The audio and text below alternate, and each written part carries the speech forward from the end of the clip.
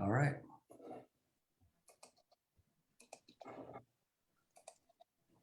All right, we're live on Facebook, and Father Gary, you should see the video appear. Yeah, I do. I'll share it right now, and then we can get started. Cool. All right, I'll just start with the announcements while you do that. Okay. Welcome, everyone. My name is Noelle, and I will be moderating today's Armed with Faith program with Father Gary Kyriacou. We love hearing from you around the world, so please use the Armed with Faith program with Father Gary. Sidebar chat in Zoom or the Facebook comments to share where you're joining from. We ask that you invite others to join MyOCN community. We are a welcoming community available any day, anytime, anywhere, and membership is always free. A few reminders: please be respectful and polite with the opinions of others. Please remain muted on the Zoom when you're not speaking, but on Zoom or on Facebook, feel free to share all of your questions and comments in the chat. We will be looking at both of those. This is a live program that's being shared on MyOCN Facebook, and it's also being recorded, so you can share it after the program with your friends and family. The Orthodox Christian Network is a 501c3 corporation and 100% donor-supported ministry, so we appreciate all who support us financially and also who support us by watching us live, sharing our content. Reminder that you can find daily articles, video, live streaming content at myocn.net, and you can also sign up for a newsletter there to get all of the updates weekly in your inbox. Armed with Faith, this program is a weekly program focused on ways to serve our youth and bring them to a better understanding of Christ and his church. And our host this evening, as always, is Father Gary Kyriacou, who serves the Metropolis of San Francisco as the pastor of youth and young adult ministries. Father Gary? Hey, Noel, thank you very much. I appreciate it. Before I welcome my guest and good friend, Perry Skaggs, I want to go ahead and offer a prayer, if you don't mind. In the name of the Father, the Son, and the Holy Spirit, amen. Lord our God, we thank you for the opportunity to gather. We ask that you continue to bless the work that we do, multiplying our efforts, bringing our youth to a closer and greater understanding of who you are, and using the tool of the Orthodox Church to give them that love and mercy, forgiveness, and hope that they need for your holy now and forever into the ages of ages. Amen. Perry Skaggs. We have to have like full disclosure right now with everything because we need to tell everybody that we're friends, right? We weren't always friends. You were my camp counselor at one time, and you were my Goya basketball coach at one time. Indeed, you were a very solid defensive player. I wouldn't count on you to score much, but defense was your strong suit. I think my son Jacob, in his first Goya basketball game, scored more points in that game than he did I did in career. Exactly. Yeah. So I wonder if we picked up the wrong kid at the hospital. That was the first day I thought of that. But in any case, he's a great kid, very athletic. But Perry, you were my introduction to youth ministry. As I thought about this interview today and this discussion we're going to have, you were when I think of way back of people who influenced and were part of youth ministry, you were it. I remember vivid memories of you on the bus going to Saint Sophia Camp, leaving the old parking lot at the cathedral, and doing stuff like that.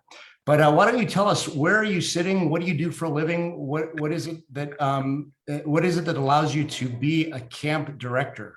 Well, I'm in education. I've been in education for about 30 years. This is my office at Duarte High School, where I teach physical education, and I'm the athletic director. So there's a lot of chaos going on in my office. A lot of stuff behind me, but that's where I am today because I'm working. Afternoons are pretty busy for me as an athletic director, but I carved out, told everybody from 4 to 5. I just finished my COVID testing for my athletes, and from 4 to 5, I'm with the Padre today, and excited to be here.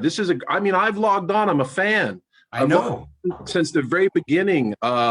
When you had Ms. Yokas on, she was fantastic with mental health.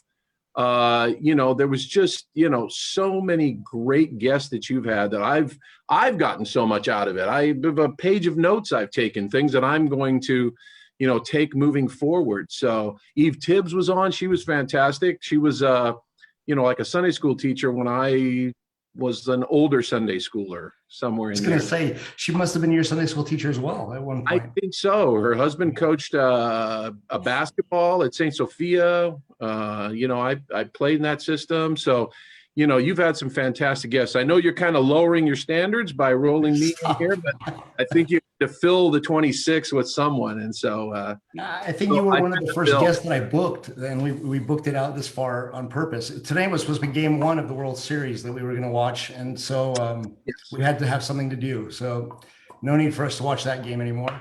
But Perry, I want to ask you, looking back on your youth and looking back on your days at the cathedral, what was it that developed you in wanting to serve at the camp? Because I think of Saint Sophia Camp, and I really think of Perry Skaggs. I think of Boom Chicka Boom. I think of, the lip syncs, the talent shows. I think of a lot of other things that we'll get deep into in this hour. But those are the surface level things I think about when I think about Saint Sophia Camp, and you're connected to all of them. So how is it that you got started with that? Do you remember your early days of Saint Sophia Camp? And Sure. My early exposure to Saint Sophia Camp as a camp, the camp that we used to own on Old Waterman, I was part of the junior choir and youth chorale back in the day. And so we would sing the liturgy at Saint Sophia every last Sunday of the month.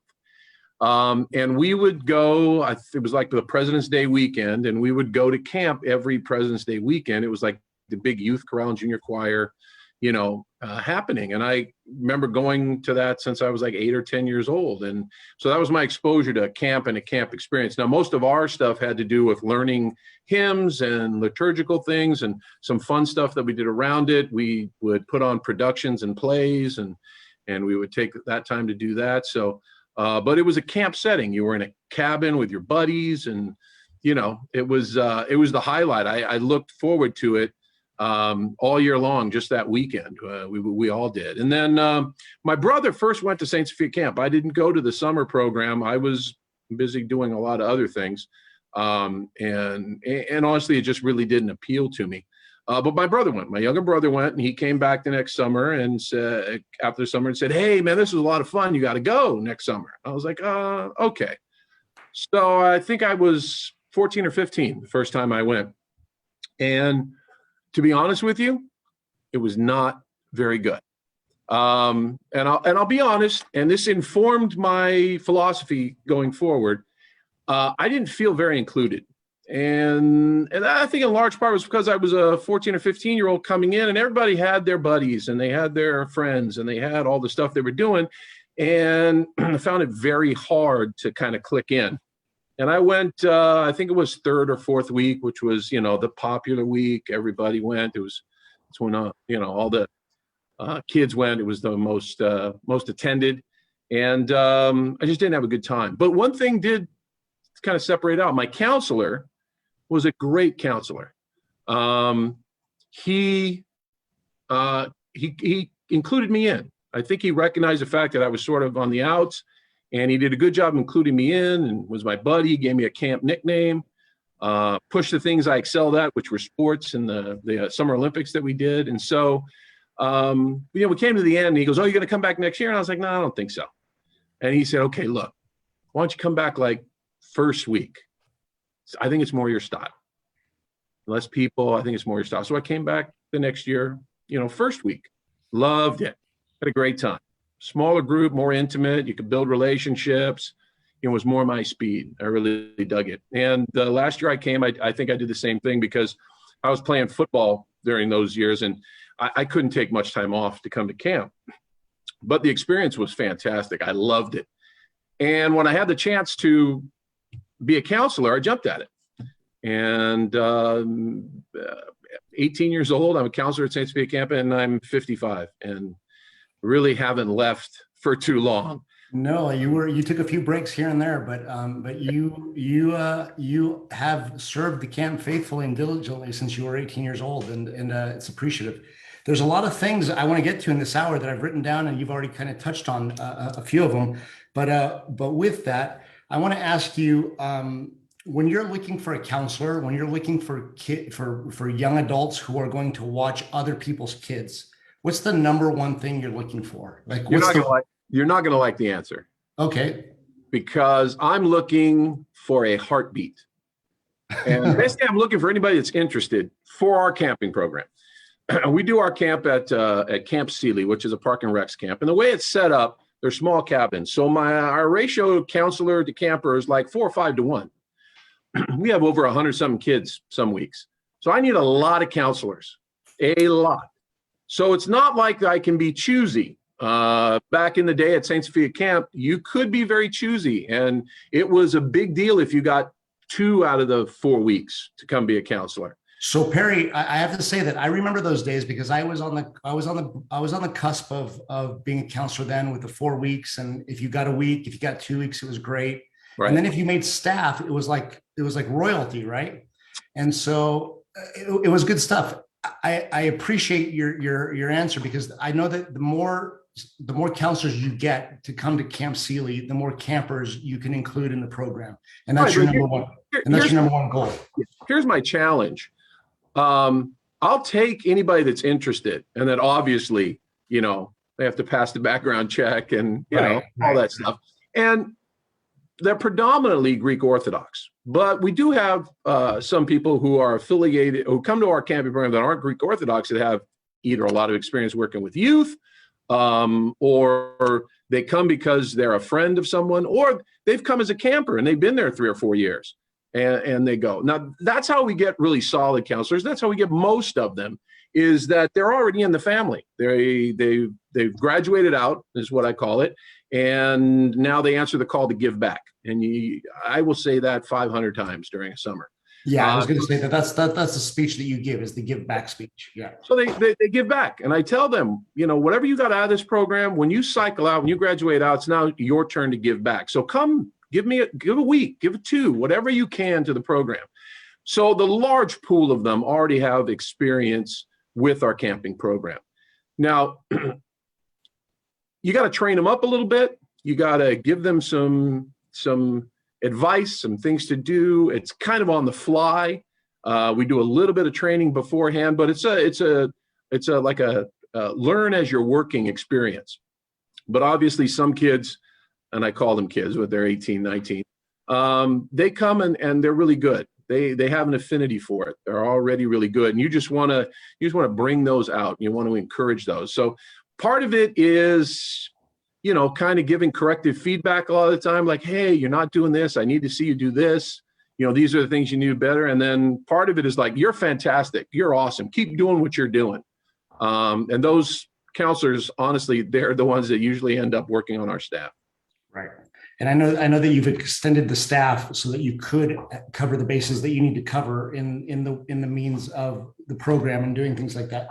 One of the things that you mentioned earlier about your camp experience was how your counselor made you feel special. And I say this to you all the time, and I don't know if any of our listeners know. I don't know if I've ever mentioned this before, but you made a great tank top for me back in like 87 or 88. I was there for all 4 weeks. My parents dropped me off and like they were like, go to camp, and I was gone for a month. And you made me a t-shirt that said 4-weeker, and it had all the dates on the back.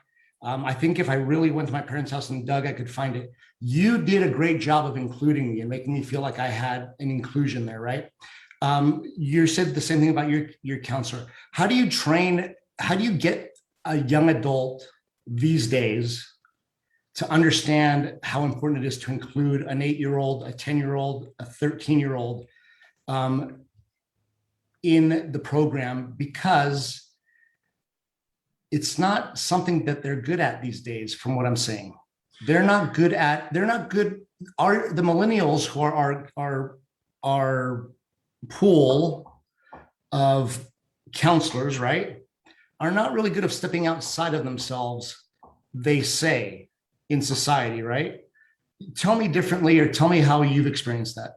Well, I think because I lecture them all the time as campers about what it means to be part of the Saint Sophia Camp family, when it's your turn to give back. Most of them can't wait to have that turn, either because they think, wow, I've always wanted to be a counselor because I think it's so cool and it's, you know, something different, or they're coming from that. I've hit a chord because since they're 8 or 10, however long they've been coming, they hear me say the same things about how important it is, and it's part of the family and it's what you do. So they're enthusiastic and excited about being part of that experience. How do you get them to be really good counselors? part of it is that training as when they're campers, when Spartans, what we call Spartans, are 13 to 17-year-olds. And you want to give them some leadership opportunities. You want to cultivate their ability to work with others, to work with young kids. Part of our program, 17-year-olds and 7-year-olds are on the same Olympic team, and how to take a role with that and how to mentor those kids. And so they have these opportunities. And then, it's giving them the opportunity to fail safely. So that's huge. That's huge. I want to tell you something that in you can't really bottle youth ministry and put it in a book or put it in a potion, but that's one thing that my generation of parents, like me as a parent, have not allowed our kids to fail. We don't want them to suffer, right? Yeah, I think part of that is, and I hate to use the word because I think it's overused, but safe space. Uh-huh. I think kids nowadays are so concerned, or so they want these safe spaces, and I get it. But some of the best ways you learn are getting out of the safe space and getting out of your comfort zone. So while they're campers at Saint Sophia and they end up going to be counselors, they're pushed out of their safe and comfort zones a lot. They're offered lots of opportunities to jump into their comfort zones for activities that we do, but then we push them a lot. I'm just going to tell a story only because one of your sons, I won't say which one. Okay. Now, one of your sons as a camper was probably the most reserved, low-key, find him reading a book, not all excited.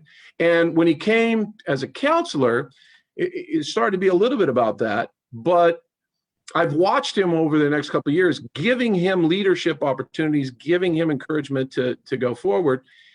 He's not the same kid that he was when he started. And to watch that transformation, he's a different person at camp. And I sort of had a conversation with him about, why are you like this? Like when you go back to school, when you go back home, and why are you like this with the 2 weeks that you're with us? And for him, it was because he felt confident and safe being himself and being who he was, because those things were celebrated. And he felt good just showing everybody who he was. And in turn, then letting other kids know that maybe like him, that it's okay. It's okay to get out of your comfort zone. And so a lot of these kids, they've come and they fail. And I tell them when they make mistakes as counselors. I tell them when they do a horrible job. That's not good. Here's how you do better, though. You don't just tell them, hey, you screwed up and I'm disappointed in you, and then let them go. That's ridiculous. Here's what you did wrong. Here's what I want to see you do better. And more so, I know you can. I have confidence and faith in you. I know I've seen you. I've watched you since you were 7 or 8, right? So that then they can go back out armed with a little bit of confidence and then start to do the things that you asked them to do. And they're never going to do it right the first time, almost never.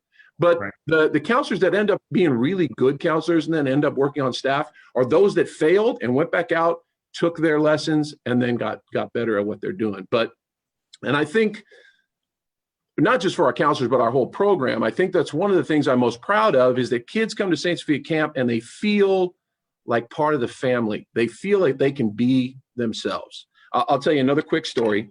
We had a kid who came off the bus, and this was before I knew what goth was.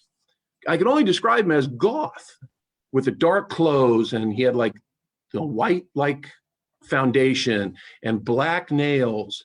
And my staff was like, oh man, what do we do with him? I said, don't worry about it. Why are you judging that kid by the way he looks? You have no idea. We have no idea about this kid, right? And so they all went, oh, okay. And I give a speech at the very beginning. Hey, if you made a mistake and you brought items to camp that you shouldn't bring, like drugs or alcohols or weapons, and you made a bad choice, you got a half hour to turn that stuff into me, and we start with a clean slate, right? Kid comes to me, first one. Perry, I just wanted to let you know that this backpack, my friend took it to a camp. I loaned it to him and I didn't get a chance to go through it, so I don't know what's in it. This is the same kid who come off the bus with that goth look and whatnot. And I had him. I knew I had him. because he was a kid that wanted to do well. He's a kid that wanted to follow the rules and the directions. He wasn't somebody who was to come up here and just do what he wants, because he was respectful enough to tell me, I'm going to go through it. And if I find anything, I'm going to let you know. And I said, the kid will be fine. And nobody made fun of him for the way he looked. In fact, I went out of my way to celebrate it. Like, hey, that's a real good look. And hey, so he came into the family. And I got to tell you, I didn't know it at the time, but his parents, afterwards, he had been in our program for 2-3 years, told me how that was a transformative moment, that he was going through these tough times, and that whole look and the way he was outwardly expressing himself was a manifestation of some of those things that were going on, and that the involvement in our camping program, he was able to be more comfortable with himself. Now, he dropped that goth look like the next summer, and he turned out to be a fantastic athlete. So all the guys wanted him on the team. He brought glow sticks one time for our dance, and he asked me real respectfully, can I bring these to the dance? I was like, yeah, man, that sounds like fun. I didn't know what a glow stick was at the time. So, our ministries can have powerful impacts on our kids, both positive and negatively. And sometimes it's not about what they're going to get, honestly, from orthodoxy and from faith, although that's the byproduct of what we want. Sometimes it's just them coming and being part of a family and being in a safe space where they can be themselves, be authentic. So that's the word I was going for, and you nailed it, right? So you gave away my son when you mentioned he read a book, because we know that one of my sons won't ever touch a book, but it doesn't matter. That son that you mentioned about that story, and this young man, the goth, that I think I know who it is, both of them in conversations with me have mentioned Saint Sophia Camp in the same sentence as being a place where they can be their authentic selves. That's the exact word that they use, right? Being their authentic selves, because there's nothing to be afraid of. Now I'm looking at my screen, and I haven't looked at who's listening or watching on Facebook or anything, but I know that there are a couple of people here that work at other summer camps. Father Sotiri Rusakis is a upperclassmate of mine, a very good friend of mine, who I know does a youth ministry on the East Coast and in Florida, and has been part of camps all over the place, even out here at St. Nicholas Ranch in our Metropolis. And Ria Ballas is the youth safety coordinator for the Archdiocese. So she's listening in really well, and she's done summer camps also. So welcome to you all. With all of that though, right, Perry? I can say that all of our camping programs are instituted in a way to bring out that authentic kid, right? That authentic person, and you get there. You and I have had deep conversations, and this is where I want to kind of take the next few minutes, but bringing camp home with you.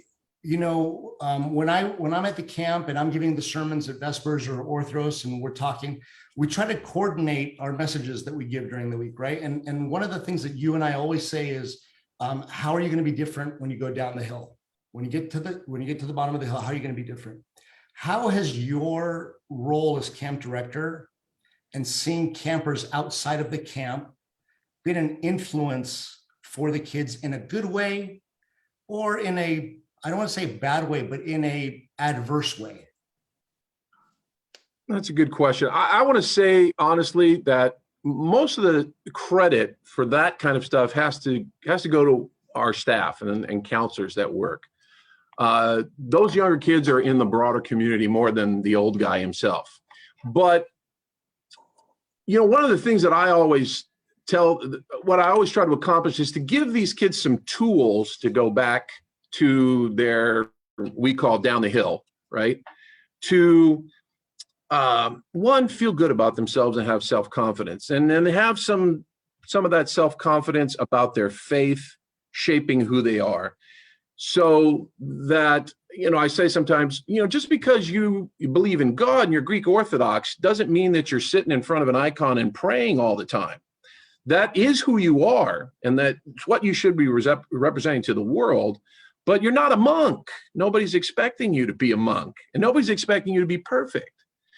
But we use, it's more of a morality type of thing. I want kids to leave with a sense of right and wrong that our faith shapes, right? What's right and wrong, what's good, what's positive, to embrace those things when they go back down the hill.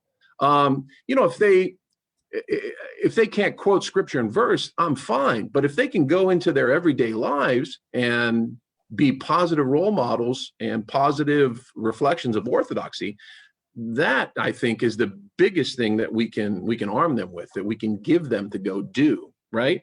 And then take some of that authentic self that they have and then keep presenting that to the world, because that's who you are. Don't hide the fact that you believe in God and that you practice your faith. That is who you are. That doesn't limit you. That's not going to, if other people don't see you that same way or whatever, that is who you are. So be brave and go forth with it, because you know that there's a lot of other people that are just the same as you. And especially when you come to Saint Sophia Camp and are a part of that. And I know that's what other camps across the country are doing, and they're recognizing these things, and they're seeing what their campers need, right? And then service those needs. And that's changed, especially for us at Saint Sophia Camp over the years. And camp is not just an indoctrination tool. It's morphed into so much more. And kids today need so many things. And you have to, and we sit down and we prioritize, what are the things kids need today? What do we need to service them with? What do we need to arm them with? Right, Father? So that's my next question, Perry. When you're preparing with your staff, what are the needs that you see our kids need? What are the top priorities to fill that void? Well, one of the top priorities for us over the last 5-6 years is an elimination of technology and social media. So by the time that they're here, you drop that. Kids you turn in your phone when you come to Saint Sophia Camp. You don't have your phone. If you need to take pictures, then you find some other old school way to do it. Get the instant camera. Buy yourself a camera, we tell the kids. And the kids come with cameras, man. They're like, oh, I found this at, some, yard sale. It was like this old camera, or my yaya had this old camera, and I'm bringing it. Get your phone.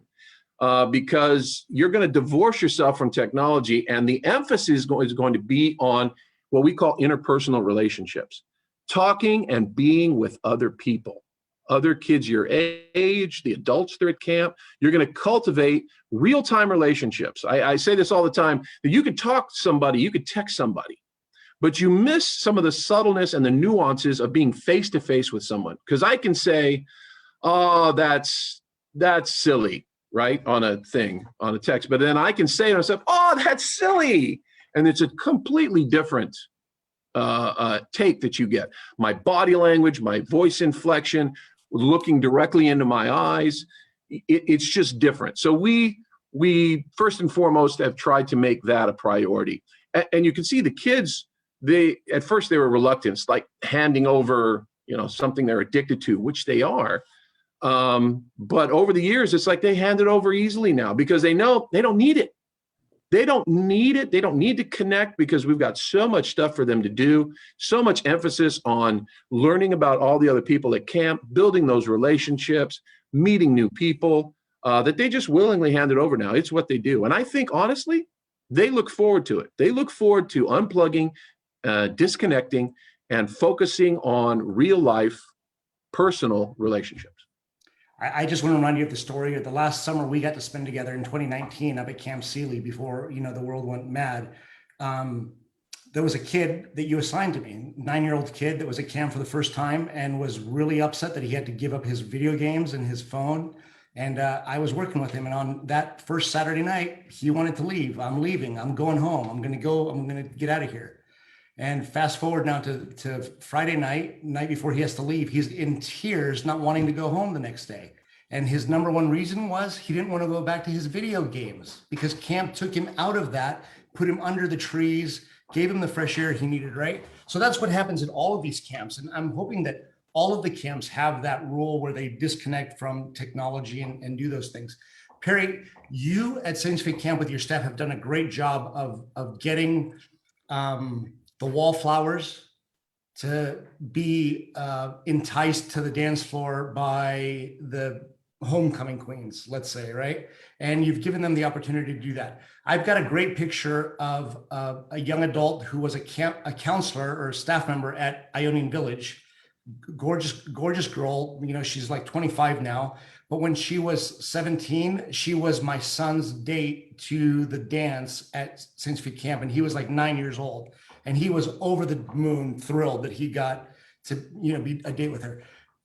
The kids didn't get to choose. How did that end up like that? How did that end up that you're putting different kids together? But I know I don't want to make anybody nervous here. I know you do it with great confidence and great structure, and you're not letting it, you've got boundaries and stuff. So we're not letting anything happen. But how does it happen where you get a wallflower to dance with the homecoming queen and get the homecoming queen to enjoy dancing with the wallflower? Well, a part of that is the years and years of lecturing about family, and then we're all together and everybody's, with everybody. And so most kids that come to Saint Sophia Camp within the first few years, I mean, you get it. So, but it's a point of emphasis with my staff and with my counselors. So I took back over the camp in 2004, right? And I inherited a staff that I did not hire. They were there from the previous summer. And we organized the dance and they did whatever. And I told them what I wanted to see happen. And then we finished with the dance. I basically just watched it. And I asked them afterwards, how do you think that went? And they were all like, oh, it was great. And the music was great. And kids were dancing. And I told them very harshly that they were awful, that they all sucked at their job that day. Because I saw kids sitting by themselves and none of you cared. None of you walked over. I saw other kids not engaged, hanging out in the back, wanting to be outside. I said, we failed. You all failed miserably because you did not identify the kids that needed the attention. Needless to say, the staff transformed themselves and they were a great staff as they move forward, but it takes those kind of moments. So we at Saint Sophia Camp pay special attention, and all of my staff and the good counselors that have been around a while know exactly what I want them to look for, right? The kids who are by themselves, who are isolated, who you think, need that special extra attention, need to be drawn into what we do. We had a kid this summer. He wore cowboy boots and flannel, and he had jeans on. It didn't look like the typical camper that comes off the bus, but he was a kid of what I call a kid when I was, back in the day. Now she's grown up, she has her own kids, and she sends him for the first time. And right away, my staff is, you can tell. So we go to campfire. I get there a little bit late. I look over, the kid's sitting by himself, doing nothing. So I pulled one of my staff members aside there and I said, hey, go over there, and I'll just say John, and sit with John, get him engaged in what's going on. And this made me so proud. She turned to me and said, I already did, Perry. He didn't want to do anything. And I was like, I was so proud because my staff immediately, I didn't have to tell them, and went and did it. But I was always very disappointed because he wasn't engaged. So I do a thing where I do a boom, chicka boom, is this whole thing at the dance. And I usually pick out counselors and I do little impersonations of staff, things that they do, right? So I took a chance and I singled out this kid. Now I rolled the dice because I don't know, singling out could be the absolute worst thing to do, or it might be what hooks him in. I don't know. But I did it, and the impersonation was a dude kind of checking the scene out, checking out what's happening, right? Well, I got it right because that's what the kid was doing. And from that point on, from the rest of the week, this was the first night of CAP, the kid flipped a switch, either because somebody paid attention to him or somebody identified what he was doing and included him in what was going on. So when we do our last campfire of the week, that kid was in, he was going. I mean, I couldn't get him out of my ear for the rest of the week because, we had formed a connection in that moment, but that's great, right? That's great. And he engaged with other kids and the other kids engaged with him. So, sometimes you can't be afraid to fail, even at my age. And I knew exactly what I was doing. And I knew I could fall flat on my face and it may not work. But what I couldn't do is sit there and do nothing. Right. Better to try and fail and then figure out something else to do than to ignore the situation and let the kid languish there and just accept no, he didn't want to be engaged, right? Right. Awesome, Perry. Perry, something that you and I talk about is that when a kid goes through the program, they become part of the Saint Sophia family, right? Right. You've mentioned that word a few times here. And what's really real fun for me lately is at camp meeting a 9-year-old kid and looking at them and saying, hey, are you so-and-so's kid? And they say, yeah, because I can see that person in the kid, right? And Sure. so get through there. Being part of the family gives us something, and something that you taught me that you were doing with your high school students that I did when I was pastoring here at St. Demetrios was when kids left to go off to college, I would give them a card and I would just say, hey, listen, if you find yourself in a situation where you can't call your parents, you're not necessarily, in jail, or you're not necessarily, being handcuffed, but you're in a situation where you don't know what to do. You can call me and I won't judge you, and I'll help you get through it, and we'll bridge the gap between what you're afraid of and what your parents are going to do, and we'll get there. You've done that. You've talked about that in plenty of ways. I really love, there's a story that I'm leading to. Sure. The fact that they called you in the middle of the night, and then you in turn called me and said, what are we going to do? And I think I fell back asleep, and you ended up driving 2.5 hours to help this kid out. But can you Sure. tell me that that's the relationship, those are the relationships we want to build. That's youth ministry, right? When a kid can do that. Can you explain a little bit more about grafting them into the family? Sure. And we tell them that they're part of the Saint Sophia Camp family. And we have the benefit of being, the oldest Greek Orthodox camping program, I think, certainly I say in the world, because it's just a selling point. And I think it's true, though. Ionian Village came, they took a lot of things that we started. We started in 1961, I want to say. So other camps have come over the years to kind of see what we do and take. I know Father Ted Barbas just stole Saint Sophia Camp and took it to Boston. And I'm like, great, man, take it forever and make it work for you. Yeah. But, we sell that a lot. And we say that if you're in trouble, my phone number is on the website. That number for Saint Sophia Camp is my cell phone. Call whenever you need. So and this was a kid who was a counselor at the time. And he loved playing football, and he was playing semi-pro football in San Bernardino without his parents knowing, because I don't think they would have liked it. He's an adult, though, right? He's an adult. Yeah. He's an adult. But his Greek parents don't know that he's playing football. Correct. Right. He breaks his leg playing football. He's stuck out there, and he's at St. Bernardine's Hospital, which, if you've been to St. Sophia Camp like I have, you've been in the emergency room a few times. And his car's there, and he's not quite sure he's going to get home. They're going to have to cast him. So he reaches out to his family, his camp family, calls the girls director at the time. And what do I do? She goes, well, let me call Perry. So she calls me at 10 o'clock at night, explains the situation. And I'm like, come pick me up. Let's go. And we drive out to St. Bernardine's. Long story short, I drive his car back. She drives him because, he's in a cast. He can't go anywhere. And we drive back to where we're going, and his parents meet us there. And the parents are thankful. They're upset at him, but he knew that he could get where he needed to go without being judged, or without anybody saying anything, or without anybody, I think, saying, oh, geez, I'm too tired, right? And we go. And I tell those kids the same thing. You're at a party. You can't get a hold of your parents, and the person that drove you there was drinking. Call me. I'm come get you. If it's too far away, I'll call somebody close to you, and they'll come get you. If you're in a situation you need some help, you can't get out of, whatever it may be, and just call. Even if you just want to talk, even if you just want a little advice. Hey, this is happening. And I don't just say me. I don't have all the answers, and nor I tell my staff and counselors all the time, I'm the least removed from the kids. They won't go home and talk about me if they had a good time. They'll go home and talk about their counselor. My counselor was this. It was so much fun. Or the arts and crafts director. And so reach out to them. Reach out to those kids, I call them kids, that are working at our camp that are maybe closer to their age.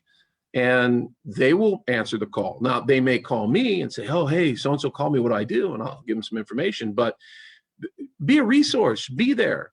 you would be there for your cousin or your brother or sister if they had a problem. Well, that's the way we look at it at Saint Sophia Camp too. You can't just practice the ministry in the 2 weeks that you're at camp. If you're on staff at Saint Sophia Camp, you're on staff for the year. And some of you, when you leave, you're still on staff. Right. You're still part of the family. You're still representing the ministry. So one of the cool things, just real quick, before pandemic ended, festivals, is that I could go to any festival in Southern California and all the way down to San Diego. And invariably, there would be kids that would come up to me, part of the camping program, and, oh, hey, hello, Perry. We'll hug or talk, or if they're older, share what's going on. My wife didn't like to go to the Saint Sophia Festival anymore because for the first hour that I was there, it was all just about engaging with the kids that came up. We couldn't have dinner or we couldn't go do things. So she would call it holding court. Oh, you're holding court. I'm like, no, I'm just trying to, for a few minutes, interact with these kids outside of the camping program. So I coach basketball at Saint Sophia. It's another way you connect, right? Because we'll see all the churches within Southern California. And the great thing about Saint Sophia Camp in this general area is that all the kids that are playing basketball against each other are in the same cabin at Saint Sophia Camp, or they were the same Olympic team.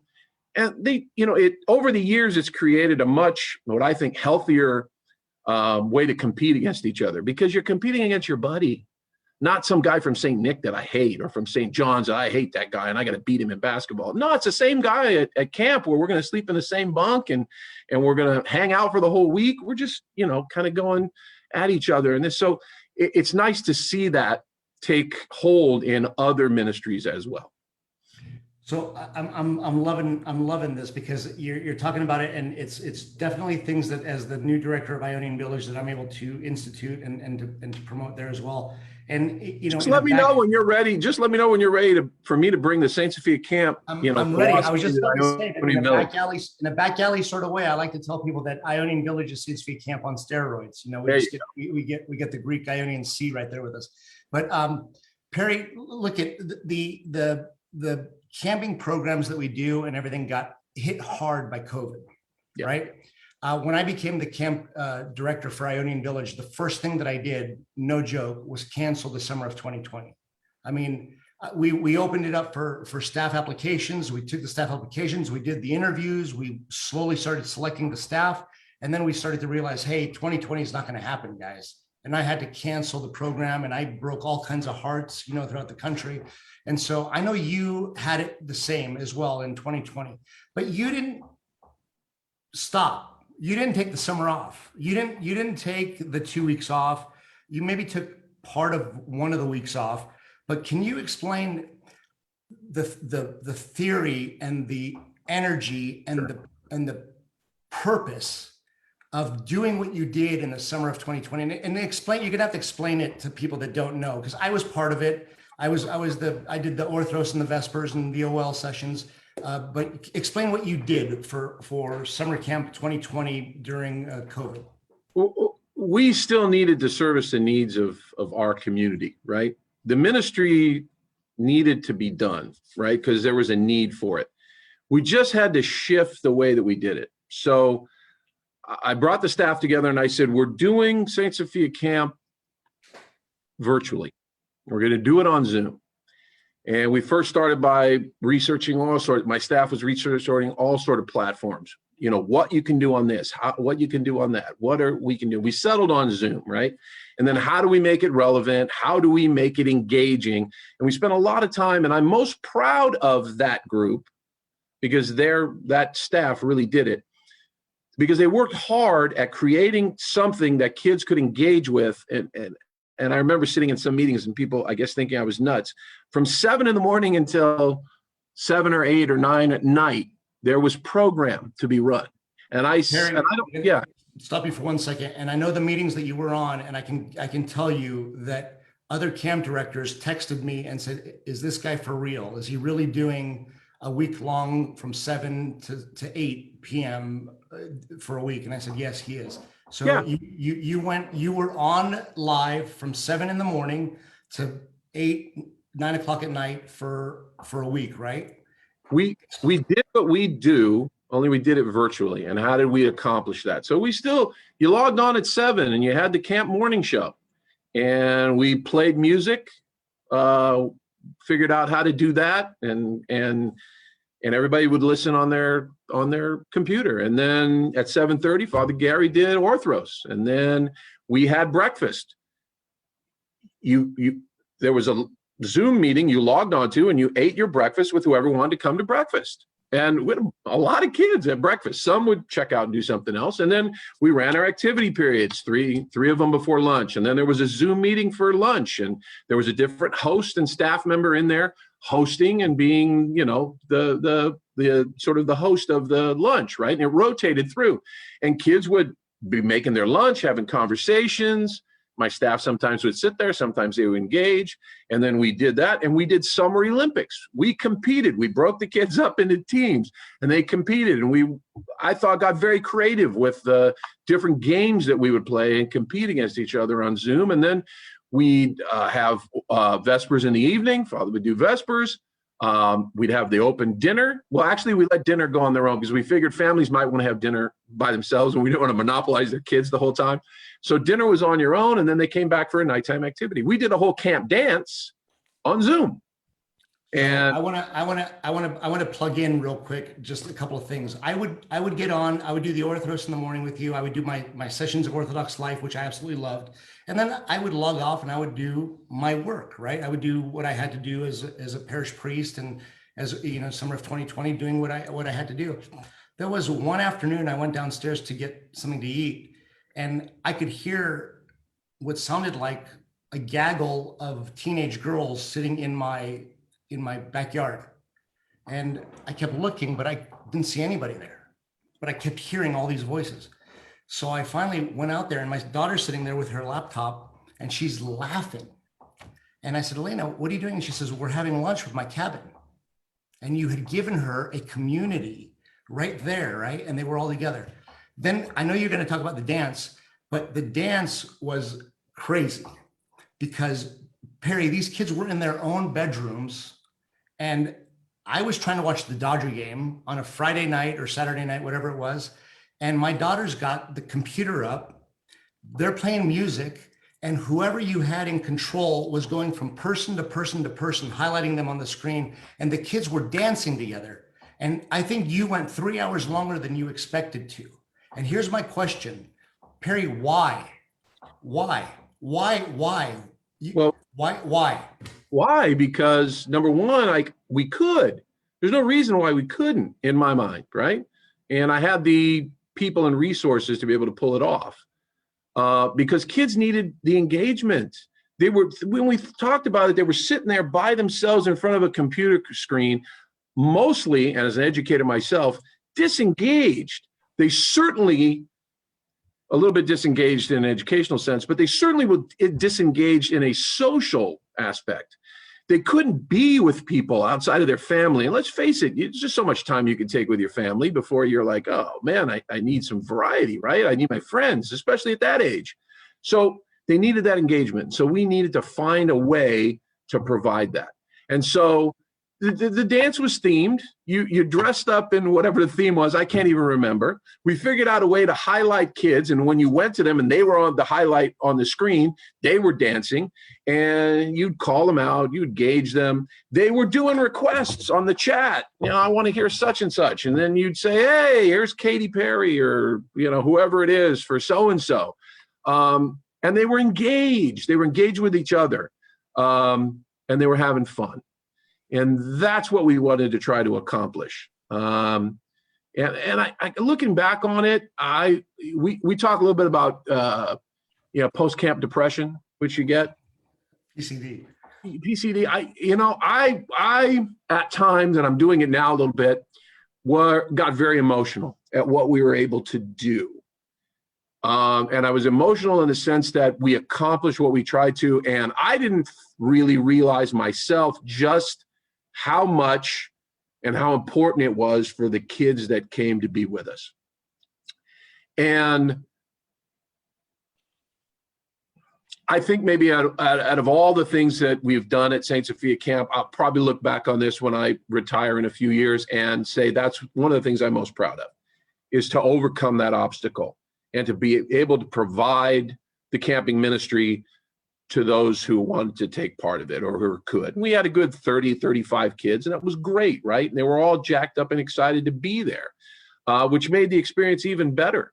And for me, selfishly, my house was sort of the hub, right? I had my 2 daughters and they were still doing things. And so everything was engaged. But even the kids that were by themselves doing pool yoga with our lifeguard were doing pool yoga with everybody else on the screen. So I'm really proud of it. And I think that when you start to think about what you're trying to service and what you're trying to accomplish as a camping program or any youth ministry, and you work hard at it and you answer those questions and you fail so you can succeed again, it was really good. It was really, really good. Perry, as I've grown in the role of a priest, I've been a priest for 20 years now, which is crazy to me. But what I've learned through youth ministry is if somebody has an idea that can engage the youth, don't poo-poo it. Give them the opportunity to do it, right?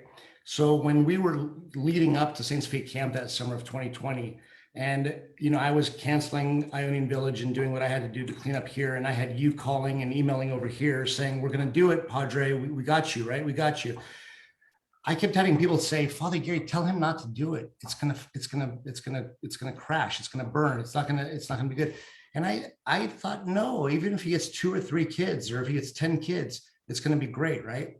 Those 35 kids that you got became like a core group of kids that when the Iron Curtain of COVID started coming down and they started to get to see other people and other things, the word out was that you missed it. If you missed Saint Sophia Virtual Camp, you missed out on something huge that wasn't going to happen, right?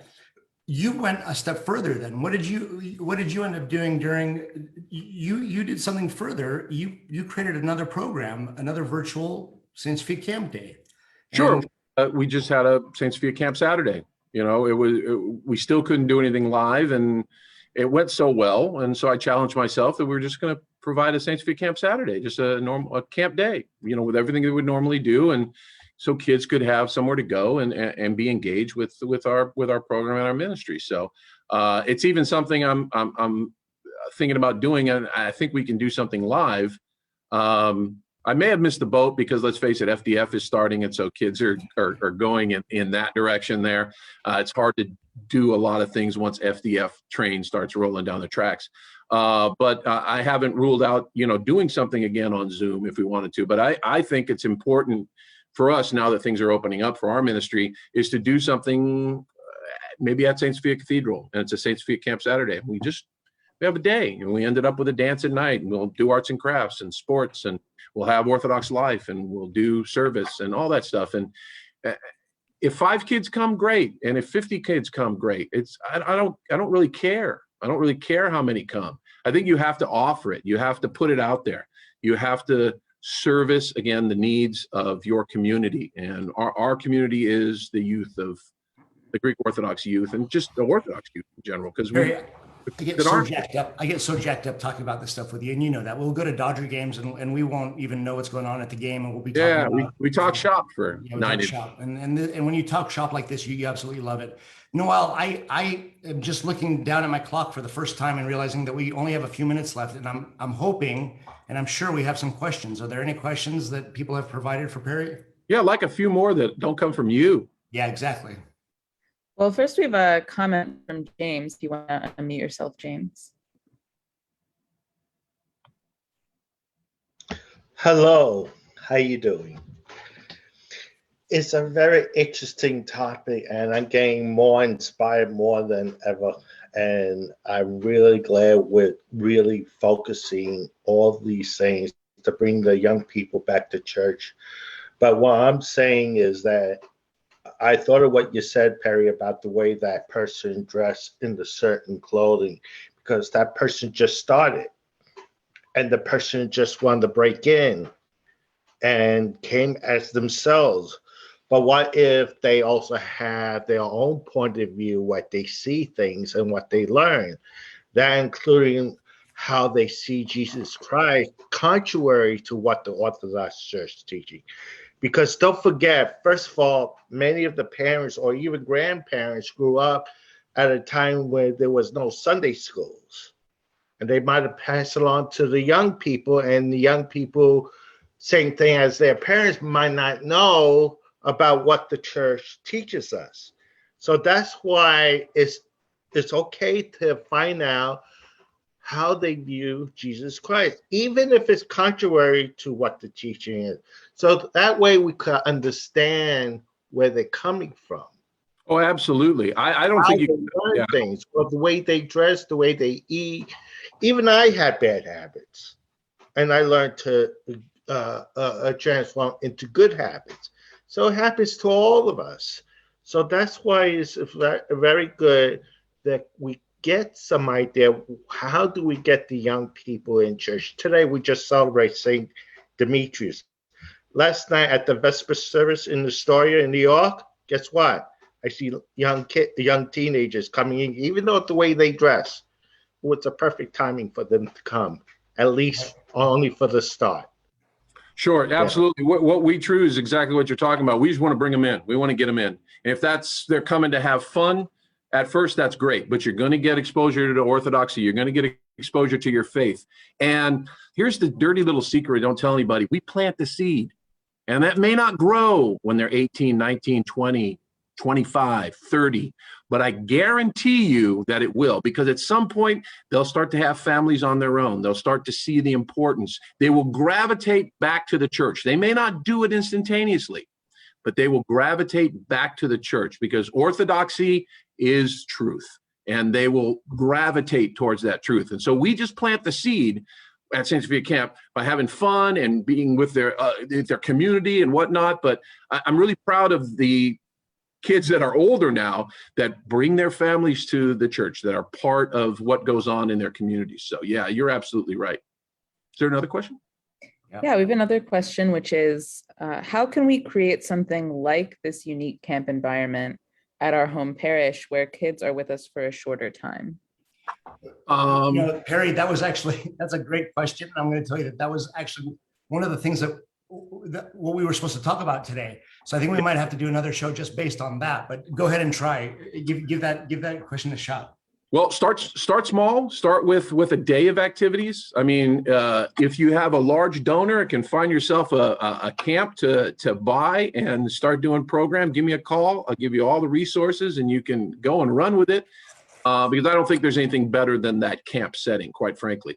But start small with something at your parish. Start with an activity, with a youth activity, whether it be bring them in for dinner and maybe some Orthodox life, which we call, especially the older kids, because Father doesn't really, Orthodox life is more discussion session on what's going on with them. And I think myself, having to lead it a couple times when the priest wasn't there, I am just struck by the things that our young adults, older kids, teenage kids are going through. And they just want to have a chance to be able to talk about those things and to have somebody from the clergy be there to listen. That's what they want first, to listen, and then give them some ideas and strategies on how to take the Orthodox faith back to their everyday lives.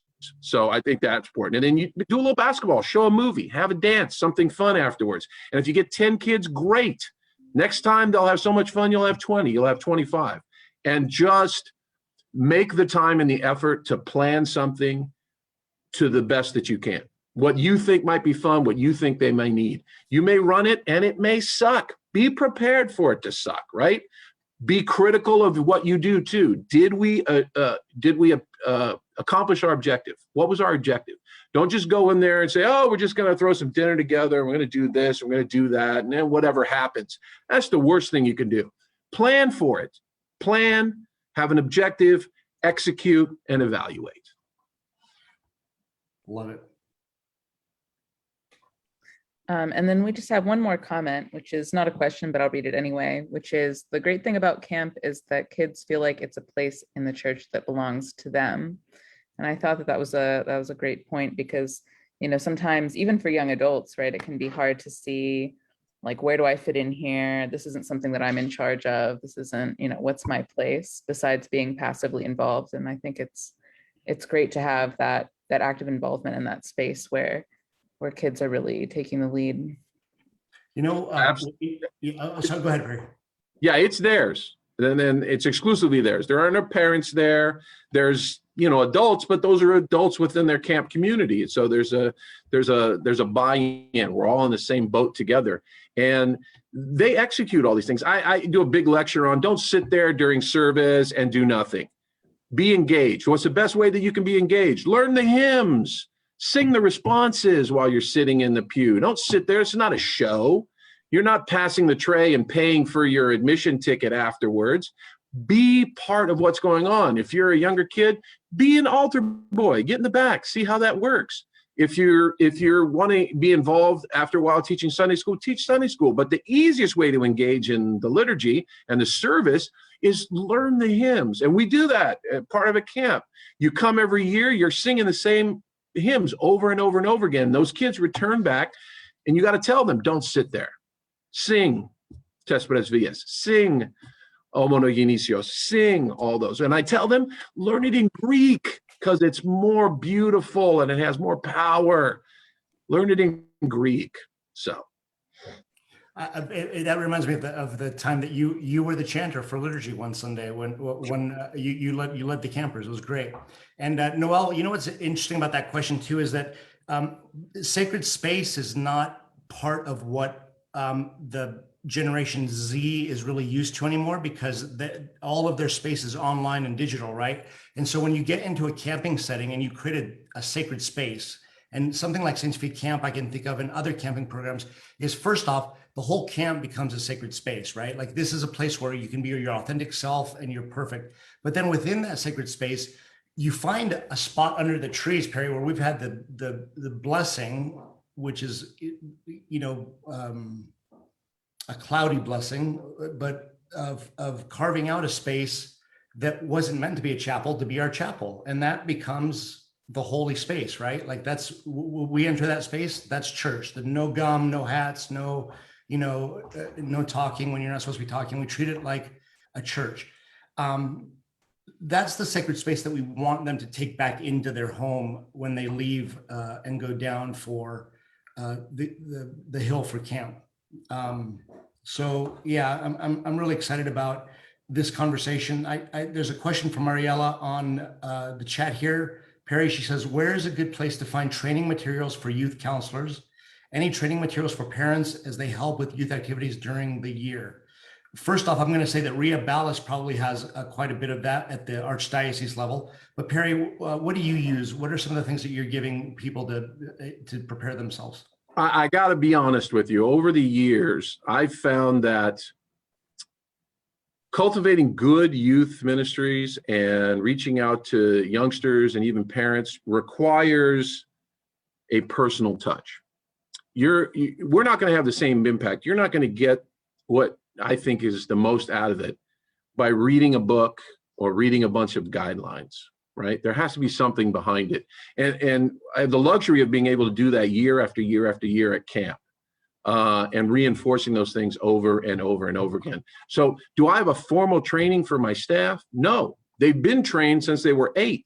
I just need to hone that and give them particular skills and things that I want them to accomplish. Same with counselors. Do we have a basic guideline that we go through? Do we go through things that they need to be responsible for and whatnot? Yes, but they got to go and do it. And you have to be able to give the feedback when they do it. So there's no better training ground than going and doing it. So you can read all about it, but going and doing it is really the thing. And then obviously really good youth ministry. I'm not trying to, say anything negative, but it's a talent. It just like it's a calling for priests to join the clergy and be part of the priesthood. Not everybody does it. Really good youth ministry comes from some sort of calling where you're called to do that. And hopefully you have the talent and the energy and the passion necessary to make that a really good and really special. So, I can tell and train counselors and staff, but if they don't have that X quality, if they don't have that special something that enables them to engage with youth and make it relevant and exciting and fun and impactful, I could train them all they want, but if they don't have that, it's not going to be the same just going through a list and checking them off, right? And that comes from a lot of trial and error too. I've been teaching 30 years. I'm a better teacher now than when I started 30 years ago, right? Because I've done it. I've had the experience. I've had the successes and failures. I know how to read kids quicker. I know how to do my job better from experience. So I think there's no better way than giving them experience to do these things at which you want to, train them at. Love it. I wish it wasn't October. I wish it was May and that we were getting ready for summer camp right now. It'd be Noel, any great. other questions? We're over our time and I didn't want to keep anybody. No more questions that I see. Of course, if anyone's here and wants to raise their hand, they can, but no other questions in the chat. I want to thank everybody who's been with us. Some really talented people are here listening that do youth ministry in their different parishes that I know of, and so I appreciate it. And Perry, we need to continue the conversation because I really do think that we should have the conversation about post-camp depression and touching our kids. You joked at the beginning saying that I've had these great guests leading up, and then you teased about yourself lowering my standards. But you were the first guest that I booked, and we specifically booked it for the end of October because this is post-camp depression time, right? This is when the days are getting shorter. This is when the kids are starting to think about, man, I had such a good time in July. I had such a good time in August, and the PCD starts to set in. We should schedule a time to really not only just with you, but with other camp directors on this program to talk about ways that we engage our campers when they leave the camp, because that's huge. I had 77 young adults come to Greece with me this summer, and a good 70% of them have reached out in the last 3 months or in the last couple months since we've been home, just to touch base and see what's going on, because there's relationships that get built, right? There's things that happen. And so we talk about how we keep camp alive and help our kids get through the times that they do. Perry, thank you for your time. I know you're probably late for football practice or some girls volleyball game or something right now. If I could leave you just one Please, thing. I was just going to ask you to do that. Yeah, that post-camp depression, and we say it sort of in jest a little bit, but it is a real phenomenon. We had Ms. Yokis on talking about the mental health aspect, and she was engaged in, and it didn't necessarily tie in with camp, but I really was there for both sessions. And just as a youth ministry worker, I take that mental health is going to be one of the things that this summer that we're going to put a emphasis on.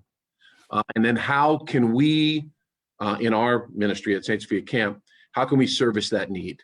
What can we do in order to improve the mental health of the kids that come to camp? I think we do it roundabout, but I think that all of us that are working in youth ministry, if we're not making that one of our top priorities for our ministry and our programs in the upcoming summer at camps and other things, I think we're behind the times. We need to get ahead of it. We need to be proactive with it.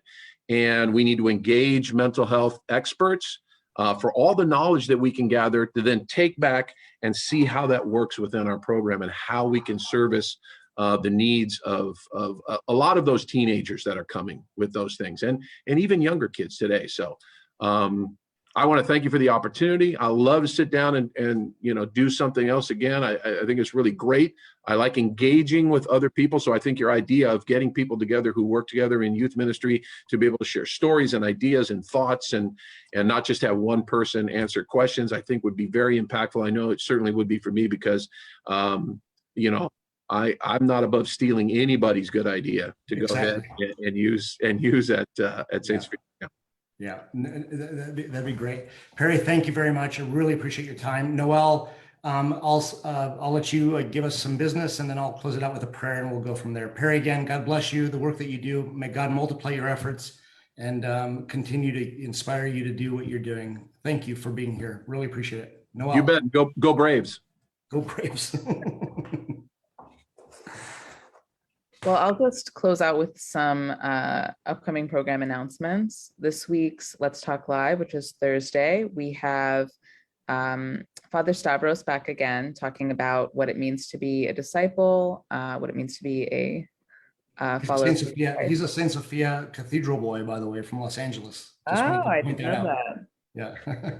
So he'll be on again, and we're also having, during that same session, we're having a priest from Kenya, from OCMC, and also a coordinator for the supportive mission priest program that will be on, talking about that and talking about OCMC. So we'll have that both on Thursday, 7 p.m. Eastern Standard Time. We have our regular 8 p.m. Eastern Standard Time Facebook Live program with Father Michael Marcantoni, The Real Deal. And then this Sunday, as always, we have on YouTube Live, we have Adult Education with Michael Haldes of Sacramento Living Ministries. That's on our YouTube channel, but you can also watch it after the fact if you missed those. They start at 11:30 a.m. on Sunday morning. So if you miss it, you can just watch the recorded video on our YouTube channel. And then, of course, next week we will have Armed with Faith again, and I'll give Father Gary a chance in a second to talk about next week, but I will just finish with my announcements by saying that next Friday is the beginning of our marriage and family program with Paula Marchman, talking about marriage enrichment for new parents. So that is an interactive class for people with young children, people who are new parents, people who are soon to be new parents, talking about those changing roles as parents, in addition to being a married couple, what that means from an Orthodox perspective, what it means from a counseling and relationships perspective, and getting some tools on how to navigate those difficulties. So if you're interested in participating in the class, you can register at myocn.net. If you just want to view the resources, which we'll be recording each week for that class, you'll be able to find those on our website. Starting on November 6th, we'll record them and post them after each program. So you don't have to register if you don't want to participate, but if you do want to participate, you can register, and the first class is next Friday. So I'll turn things over to Father Gary. So thank you very much. So we're talking about next week's guest is still in the works, to be quite honest and transparent. Haven't closed that deal yet, but I've got Panos Koufos, who is the youth director for the Metropolis of Boston, set to join us on November 9th. So mark your calendars for that. And you'll know that Panos Koufos will be here. He's a big part of MBC, Metropolis Boston Camp, and the ministry is out in Boston as well. So we'll have him, and I'll closing that out so you'll get the announcement of all the things that are happening. Noel, thank you. Perry, again, thank you very, very much. God bless you. Thank you, James Chroniapola. Happy name day for you, and to everybody who's Dimitri, Dimitra. I don't know if Desiree is a form of Dimitri, but Chroniapola to you for all who celebrate this great feast day. Through the prayers of Saint Demetrios, O Lord our God, we ask that you continue to save us and be with us always, now and forever, into the ages of ages. Amen.